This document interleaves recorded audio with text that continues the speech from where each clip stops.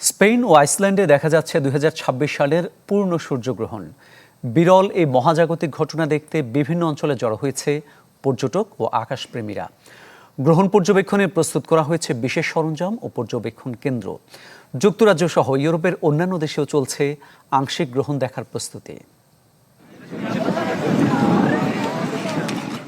সূর্যকে ঢেকে দিচ্ছে চাঁদ, ধীরে ধীরে কমছে আলোর তীব্রতা, আর অপেক্ষা কখন পুরোপুরি অন্ধকারে ঢেকে যাবে আকাশ। স্পেনের জাভালেম্ব্রো অস্ট্রোফিজিক্যাল অবজারভেটরিতে ছিল বিশেষ প্রস্তুতি। মাসের পর মাস পরিকল্পনার পর মহাজাগতিক এই বিরল দৃশ্য পর্যবেক্ষণে তৈরি করা হয় বিশেষ সরঞ্জাম। বিরল এই মহাজাগতিক ঘটনার প্রভাবে পর্যবেক্ষণে নেওয়া হয় বাড়তি সতর্কতা। শুধু গবেষণা কেন্দ্র নয়, স্পেনের সমুদ্র সৈকতেও ছিল অপেক্ষার আবহ। সূর্যাস্তের রং বদলানোর সঙ্গে সঙ্গে বাড়তে থাকে উত্তেজনা।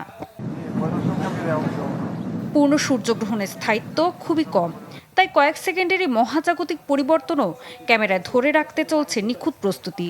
এই দৃশ্য দেখতে কেউ কেউ পাড়ি দিয়েছেন কয়েকশো কিলোমিটার। দীর্ঘ যাত্রা শেষে পৌঁছেছেন কাঙ্ক্ষিত গন্তব্যে। উত্তর স্পেনের আরিজাতেও একই চিত্র। ক্যাম্পার ভ্যান নিয়ে একের পর